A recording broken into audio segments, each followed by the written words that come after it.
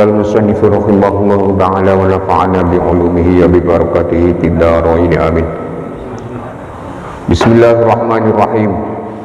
Wa yanbaghi lan sayujo li talibil ilmi kaduwe wong kang nubrih ilmu Allah yajlisa ing yen to ora lungguh sapa si talibil ilmu sapa wong kang golek ilmu qoriban ing panggonan kang parek itu cedhek ya, qoriban ing panggonan kang parek minal ustazi saking guru. Jadi hendaknya orang yang mencari ilmu, yang belajar ilmu itu kalau duduk nggak usah dekat-dekat dengan yang mengajarnya. Inda sabaqi ing nalikane ngaji pada saat kita mengaji di ghairi daruratin kelawan tanpa darurat, tanpa tidak ada rintangan. Kalau ada rintangan nggak apa-apa. Contoh mamane ngaji ini ngene sempit, cedek masih jejer nggak apa-apa, pancen ngene kurang. Ya, kalau ngene sempit ya dijaga jarak lah, jaga jarak. Bal yang bagi balik sayekjo ayakuna yento ono bainahu antarane talib ing antarane wong kang golek ilmu, antarane wong kang ngaji padha ae, wa bainal ustadzi lan ing dalam antarane guru wadrul qausi apa kira-kirane sak gendewa. Jadi diperkirakan duduknya itu antara murid dan guru itu sak gendewa. Innahu moko setuhune qadrul qaus. Yang dimaksud dengan qadrul qaus itu sak gendewa, yang dimaksud satu gendewa yaitu aqrabu ikle para ila ta'zimi marang ngegungake. Jadi jarak satu gendewa itu termasuk adalah hormat atau menjaga akhlak kita kepada guru-guru kita. Wayang bagilan sayujo li talibil ilmi kaduwe wong kang nyuprih ilmu. Mengerti kan talibul ilmi itu siapa? Orang yang mencari ilmu. Talibul ilmi itu orang yang mencari ilmu. Ayah tariza apa yen to ngreksa sapa si talibul ilmi anil akhlaqidz zamimati saking pira-pira pekerti kang den cacat. Hendaknya kita semua bagi seorang pelajar, bagi seorang yang menuntut ilmu, hendaknya kita harus menjaga yaitu akhlak yang cacat, akhlak yang tercela. Itu harus dijaga. Wa innaha krono setuhune akhlaqudz zamimah. Wa innaha kana satune akhlak kang cela sing cacat iku kilabun minangka pira-pira asu maknawiyatun kang bangsa maknawi.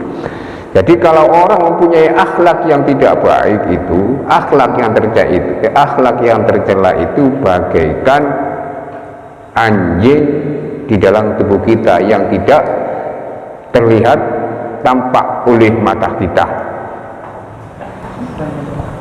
Bagaimana dengan anjing bagi kita semua, ya perlu dianu sendirilah. Anjing itu sifatnya anjing ya, pertama kali memang ya mughallazah, najisnya harus kita jauhi dari anjing, dari najis mughallazah itu. Dikarenakan Rasulullah sendiri telah bersabda, qala Rasulullah sallallahu alaihi wasallam, la tadkhulu ojo ora bakal mlebu sira kabeh, la tadkhulu ora bakal mlebu sapa al malaikatu para malaikat baitan ing dalem omah, fihi iku tetep ing dalem omah apa kalbun asu au suratun utawa gambar. Jadi kalau akhlak tercela itu dicontohkan sebagai anjing, ya, rumah pun kalau ada gambar anjingnya pun, ada anjingnya maksudnya, kalau rumah ada anjingnya itu malaikat tidak mau masuk. Malaikat tidak mau masuk. Apalagi kalau kita sebagai orang yang mempunyai akhlak tidak baik, akhlak tercela, kalau diibaratkan sebagai anjing, ya jauh dari malaikat rahmat. jauh, karena Rasulullah sendiri bersabda, dicontohkan sebagai rumah yang ada anjingnya itu malaikat tidak akan mau masuk, atau rumah yang ada gambar-gambarnya itu malaikat tidak akan masuk. Alias orang yang mempunyai akhlak yang tidak baik, akhlak yang tercela, jangan diharap kula panjenengan niki didekati malaikat rahmat yang akan membawa rahmatipun Allah Subhanahu wa taala kepada kita semua. Bagaimana kalau orang tidak selalu mendapatkan rahmat? Sorok ya, kemana-mana nanti diseneni wong, ngalor ngidul gak disenengi wong, ngetan ngulon diomong wong, saobae dicacat wong, ojo gumbul iku polahe ora apik. Nah itu wa innama yata'allamu wa innama lan pemustini sinau yata'allamu wa innama yata'allamu lan mestini sinau ilmu sapa al insanu menungso biwasitatil malaki kelawan lantaran malaikat. Sedangkan kita ini belajar ilmu ini dengan pelantara malaikat, dibantu oleh malaikat. Maka kalau kula panjenengan iki ada sebuah hadis, barang siapa yang menghadiri majelis-majelis ilmu, malaikat ini memintakan ampun kepada Allah selama orang itu belum pergi dari tempat majelis tersebut. Jadi kula panjenengan iki lono di tempat penungguan ngaji ngeten iki, malaikat jaluk sepuro. Piro-piro dosa kula panjenengan iki malaikat, ya Allah, tiang sing nglumpuk ana di ngaji niku wau sampean sepuntenaken, berikanlah rahmat kepadanya. Tapi lek kula panjenengan niku duwe akhlak tercela, malaikat tidak akan mendoakan kula panjenengan. Wal akhlaqu dzamimatu utawi piro-piro pekerti kang celo, pekerti kang jelek yang tercela, akhlak yang tercela, yaiku tu'rafu bisa diweruhi fi kitabil akhlaqi ing dalem pira-pira kitab kang bahas masalah akhlak. Wa kitabuna utawi kitab ingsun, terus sing aran kitab niki ya musannaf maksudnya, wa kitabuna utawi kitab ingsun, kitab niki napa taklimu ta'allim niki hadza la yahtamilu kang iki kitab iku ora mengku apa kitab ingsun bayanaha ing keterangane akhlak khususon kelawan tertentokake antakaburi saking takabur wa ma'at takaburi lan ing dalem sertane takabur la yahsulu iku ora bisa dihasilake apa al ilmu. Jadi Kiai Musonef yang menulis kitab ini sudah menyatakan di sini tidak diterangkan tentang akhlak-akhlak yang zamimah, akhlak-akhlak tercela secara khusus. Jadi ada kitab sendiri yang menerangkan tentang kitab-kitab yang tercela, yang terbaik itu ada di kitab lain. Mila dawake al-ilmu utawi ilmu, harbun iku mungsuh lil muta'ali marang wong kang kumaluhur. Jadi ilmu itu bagi kita ibarat orang perang menghadapi musuh. Di mana ada orang perang menghadapi musuh itu tentu mencari kemuliaan. Kemuliaan apa? Kemenangan, menang dari musuh. Jadi kula panjenengan iki di dalam mencari ilmu ini ibarat memerangi kemalasan, memerangi kebodohan, memerangi kebutaan tentang ilmu agama demi untuk mencari kesuksesan, demi untuk mencari derajat yang tinggi di hadapan Allah Subhanahu wa ta'ala. Dan lagi kasailu kaya dene banjir, harbun iku nyatru lil makani marang panggonan al ali kang dhuwur, kang luhur. Luhur iku dhuwur. Orang mencari ilmu orang mencari pengetahuan tentang ilmu agama, ilmu kebaikan apapun, itu bagaikan air yang tidak mau dengan tempat yang tinggi. Dindi ana banjir iku teko, ana banyu teko niku mesti sing banter nang nggon sing paling bawah, nggon sing rendah. Gak ana banjir iku banyu teko moro golek nggon moro menek munggah merambat. Tidak ada. Mesti yang dicari tempat yang terendah dulu. Artinya apa? Orang mencari ilmu itu kudu wani rekoso. Nggih, kudu wani rekoso. Wakilalan den dawake bijadin iku kelawan pitunge Allah. La bijiddin ora kelawan penemen-nemen, la bijidin ora kelawan temenan, kullu majdin utawi saben-saben kemuliaan. Bener napa niku ketemenan, kesuksesan itu hanya pitulung dari Allah Subhanahu wa taala. Tanpa pitulung dari Allah Subhanahu wa taala, tanpa pertolongan dari Allah Subhanahu wa taala, masih wong temen ya ora bakal menerima, ora bakal menghasilkan hasil yang maksimal. Tapi fahal jaddun ya, maka ora ana utai pitulung bila jadin kelawan tanpa temen bimu jedin iku kang nyukupi. Walaupun Allah yang menentukan keberhasilan, pangkat, derajat dan lain-lainnya, tidak ada sesuatu keberhasilan itu yang diraih dengan tanpa kesengsaraan. Semua keberhasilan, semua pangkat, derajat, jabatan yang tinggi itu semua diraih dengan sengsara melalui perjuangan yang maksimal. Jadi walaupun segala sesuatu itu yang menentukan Gusti Allah, tapi pangkat, derajat, enak dan bahagia itu perlu digoleki kelawan perjuangan sing maksimal. Walaupun Gusti Allah sing maringi, Gusti Allah maringi itu nggih disesuaikan dengan perjuangan tiange nggih. Gak mungkin orang itu tanpa berjuang moro-moro tadi presiden, moro-moro tadi kiai.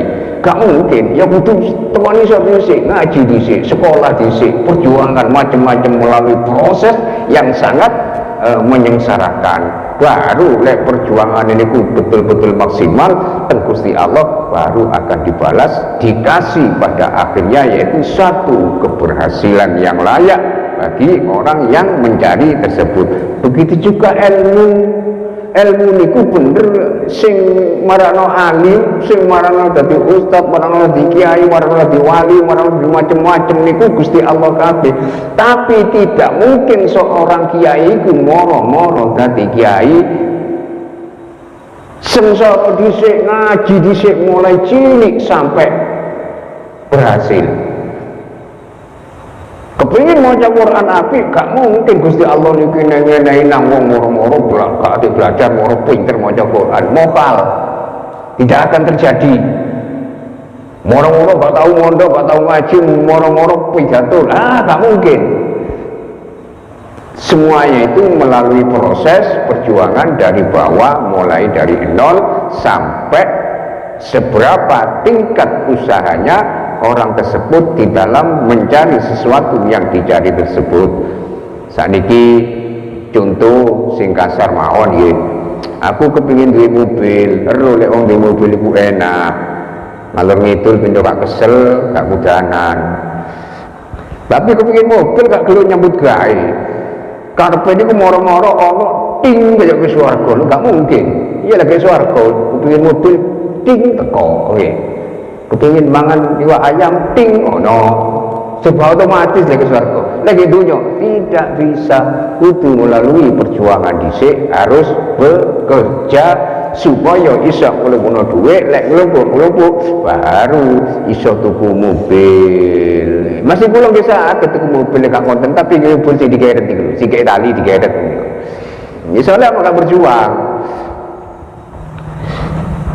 Salanjutipun fakam abdin, fakam adin moko pirang-pirang kaulo yakumu iku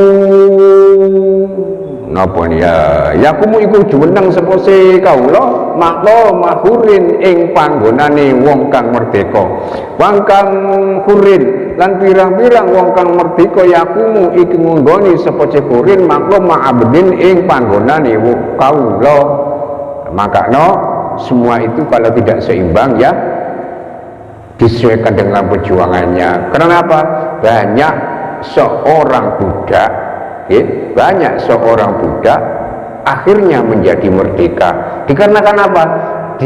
Dikarenakan menjadi budaknya itu penuh dengan kesabaran, berjuang menunjukkan kepada gustinya, kepada jeragane iki lho aku wis temen nyebut kae pendino perang ini nurut sembarang wis opo karepe jeragane dituruti suwe-suwe jeragane iku seakan akhirnya dibebasno wis kowe saiki wis bebas dari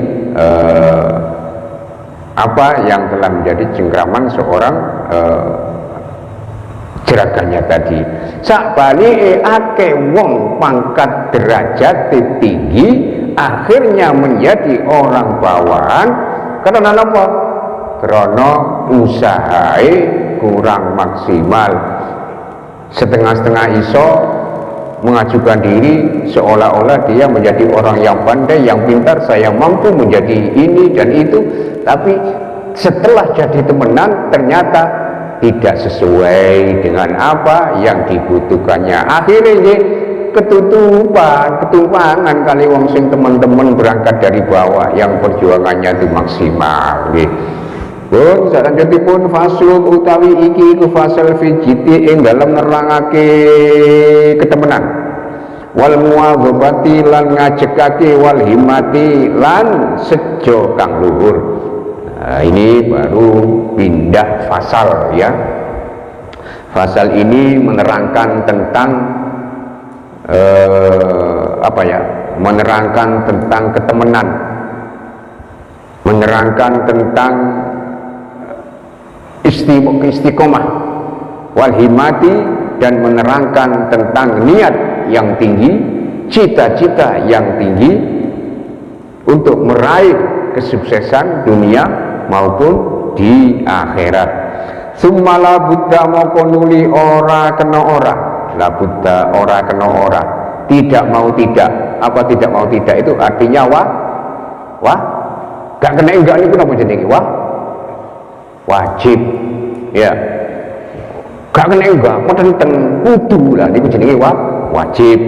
La buddha moko nuli ora kena ora, utawa disingkat la buddha mongko wajib. Nah bisa minal jiddi saking nemen-nemeni, saking ketemenan wal muwadzabati lan ngelanggengake wal mulazamati lan netepi li talibil ilmi kaduwe wong kang nyubrih ilmu wa ilaihi lan marang dawuh al isyarati utawi isyarah fil qur'ani ing dalam Al-Qur'an fi qaulihi ta'ala ing dalam dawuh Gusti Allah Subhanahu wa taala atau ing dalam firman Allah taala Bismillahirrahmanirrahim walladzina jahadu fina lanahdiyannahum subulana.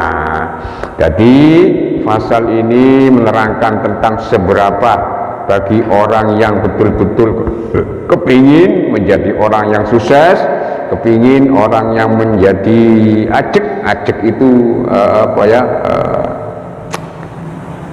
istiqomah wal muhimmah dan niat yang luhur, cita-cita yang tinggi untuk meraih kesuksesan.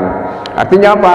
Sumala buddha maka wajib bagi orang tersebut ialah untuk bersungguh-sungguh wal muwadzabati lan istiqomah, ngelanggengake niku istiqomah wal mulazamati lan netepi padha karo istiqomah li talibil ilmi kaduwe wong kang golek ilmu.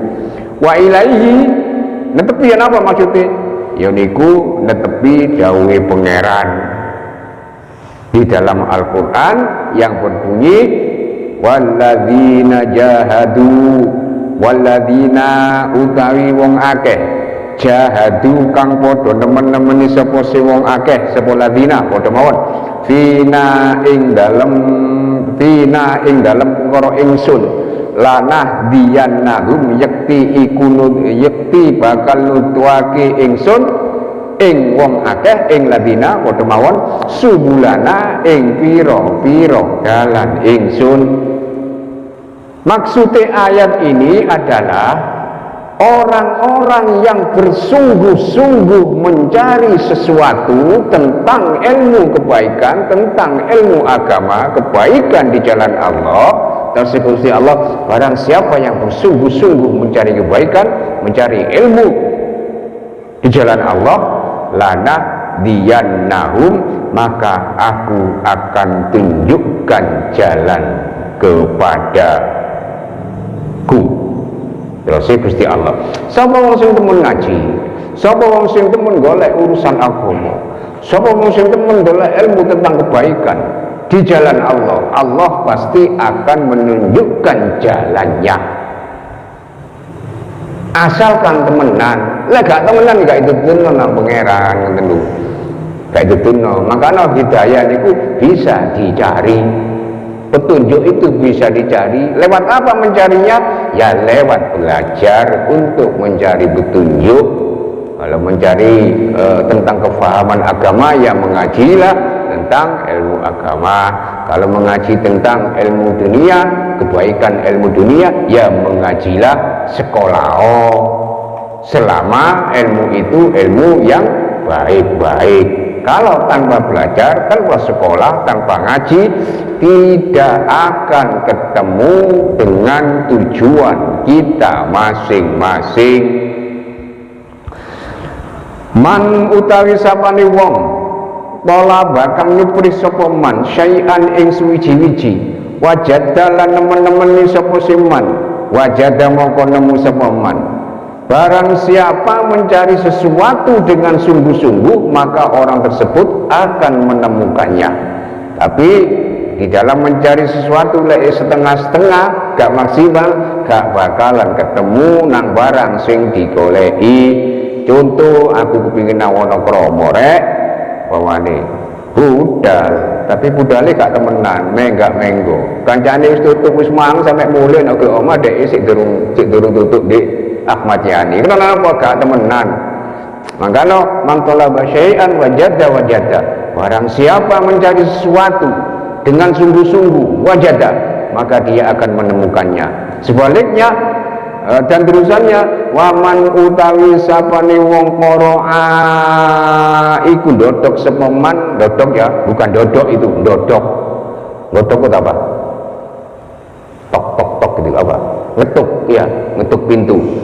Lek cara bahasa waman siapa qara'a mengetuk al-baba pada pintu, maksudnya gitu. Al-baba itu maf'ul ya. Waman utawi sapane wong qara'a iku ndodok notok sapa wong al-baba ing lawang walajja lan dorong napa niku? Lan dorong sapa wong walaja mongko mlebu sapa wong. Maksudnya ibarat kula golek ilmu niki ibarate wong kate mlebu nang lawang tok. Gak dibuka no. Tapi gak putus asa, gak putus asa, diketok maneh tok. Kayak jero padahal ana wonge males mone vino. Sopo sih ngantuk-ngantuk tok. Males gak dibuka. Tapi sing ngetok pintu tambeng tok. Temus suwe-suwe vino yo berbeken. Nggih. Suwe-suwe mesti dibuka no. Karena napa? Berbeken. Sing ngetok pintu temenan terus ketok akhirnya ya dibuka no. Sabalike ngonten kula panjenengan iki lek golek sesuatu cita-cita kepingin dadi wong mulya dunya akhirat, ayo sing temenan. Ibarat wong buka lawang ditotok terus tok. Suwe-suwe kebuka krana temene kepingin oleh mlebu nang lawang niku. Ngoten lho.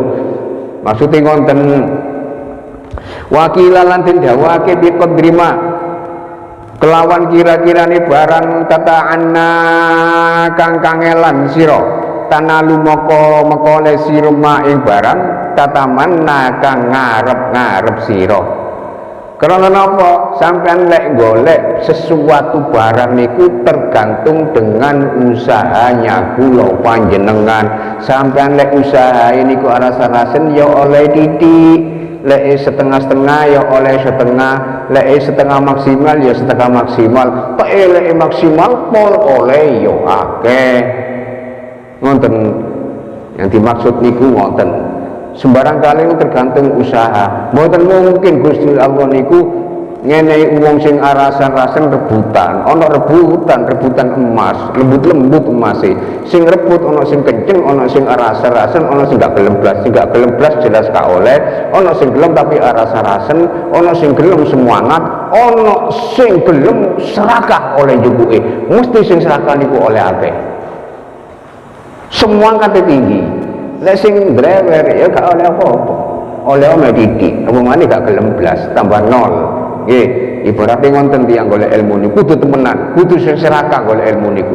Lek golek dunya aja serakah, lek golek ilmu ayo sing serakah. Budi kok. Bila didhawuhake yuktaju iku dawuh fit ta'allumi ing dalem butuhake fit ta'allumi.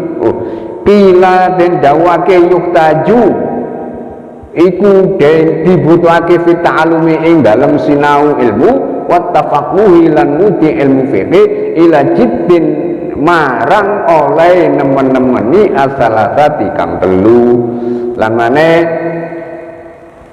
di sini dikatakan orang yang betul-betul hajat kepingin mencari ilmu, kepingin memahami ilmu fikih, ilmu agama, yaitu kudu nglakoni telung perkara. Napa telung perkara niku? Siji al muta'allimu yaiku wong kang ngaji, siji wong kang ngaji. Kok sampean ngenten iki. Wal ustadzu kudu ana gurune. Wal abu lan kudu lan ana bapake lek si ana, ya. Dadi ketiga unsur niki kudu seiya sekata, lek gak iya sekata ora dadi ana murid, ana guru, ana wong tuwa. Nggih. Ana murid kana guru gak dadi. Ana guru kana murid gak dadi. Utawa ana murid, ana guru, wong tuane murid gak semangat ngongkon anake ya gak dadi. Dadi wong telu niku kudu semangat. Gurune ana ngarep, murid ana tengah, wong tuwa ana mburi. Guru sing narik, wong tuwa ana mburi sing dorong, baru seiya sekata seirama. Nah, baru nanti akan memperoleh sesuai apa yang dicita-citakan. Ingkana lamun ono sapa bapak fil ahyai iku ing dalem fil ahyai ing dalem wong kang urip. Lek di bapak, lek gak di bapak ya dulur-dulure, lek gak di blas ya awake kudu semangat. Awake dhewe niku kudu semangat, ojo jagakno. Sing penting ana gurune, ayo sing semangat, ngoten lho. Ansyadani maca ake syair, ansyadani maca ake syair ni ing ingsun sapa asyaikh syekh al imamu kang dadi imam al ajalu kang agung, yaitu al ustadzu rupane guru Siduddini kang aran Siduddin As-Sairaji kang bangsa Zairazi li Syafi'i kaduwe Imam Syafi'i. Artinya apa? Telah membaca syair, membacakan syair kepada orang, kepada yang mengarang kitab ini, yaitu yang namanya Syekh Siduddin As-Sairaji Asy-Syafi'i yang mengikuti bangsa Imam Syafi'i. Al-jiddu mana? Betul ya? Al-jiddu yudni wallahu a'lam bishawab. Sampai sekian dulu, gak usah banyak-banyak. Mudah-mudahan apa yang kita kaji pada malam hari ini bermanfaat. Yang penting kalau panjenengan bisa mengerti maksudnya.